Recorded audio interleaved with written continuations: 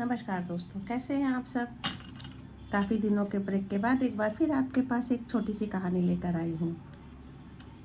गांव में एक बड़ा सा आम का पेड़ था और उसकी छाया में एक छोटा सा सुंदर सा घर, जिसमें रामस्वरूप जी अपने 3 बच्चों के साथ रहते थे। तीनों बच्चे मोहन, सोहन और रोहन। इनका ब्याह हो गया था, बाल बच्चेदार थे और घर परिवार अच्छी तरह से चल रहा था।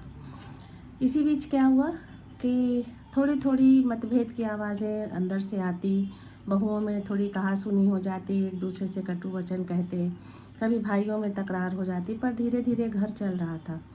रामस्वरूप जी सब देखते रहते पर कुछ कहते नहीं थे, कुछ करते नहीं थे। सोचते थे बच्चे हैं, आपस में झगड़ेंगे, धीरे धीरे आपस में फिर पहले जैसा प्यार हो जाएगा। लेकिन बात थमी नहीं।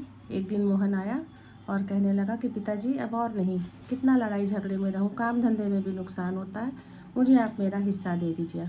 तुरंत जो है मोहन भी आया। मोहन बोला तो सोहन भी आ गया। सोहन के पीछे रोहन बोला, आपकी इज्जत की खातिर तो मैं चुप था, अब मैं भी चुप ना रहूँगा, मुझे भी अपना हिस्सा दे दीजिए।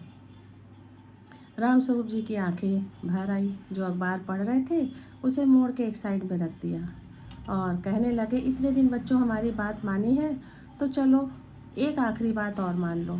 तो बोले, हाँ पिताजी, कहिए क्या कहना है। तो पिताजी ने कहा कि 5 मिनट इंतज़ार करो, मैं आता हूँ।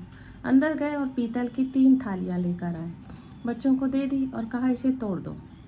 बच्चे हंसने लगे कि ये थालियाँ अभी टूट जाएंगी, और ये इनके प्रकार ने उन लोग थालियों को तोड़ दिया, कोई 2 टुकड़े में, कोई 3 टुकड़े में।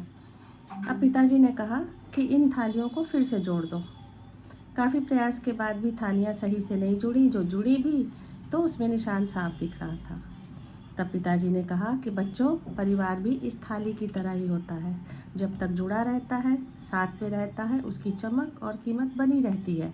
जब टूट जाता है तो उसकी कोई कीमत नहीं रह जाती है।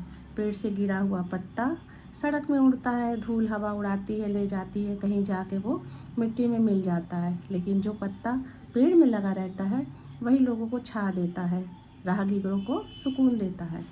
तो मैं चाहता हूँ कि तुम्हारा परिवार भी सब मिलजुल के रहे और छाया बनी रहे। बात मोहन सोहन को समझ में आई, रोहन को, और बहुओं ने भी बाहर आकर पिताजी से माफ़ी मांगी। हम बहुएं नहीं समझ पा रहे थे कि हम एक साथ रहकर कितनी ऊंची जगह पर हैं। इसलिए लड़ाई करें, झगड़ा करें, बहस करें, लेकिन मन में नहीं रखें। जो भी बात है आपस में बैठ के सुलझा लें। टूटी हुई थाली की कोई कीमत नहीं होती, जुड़ी हुई थाली सबका पेट भरती है। नमस्कार।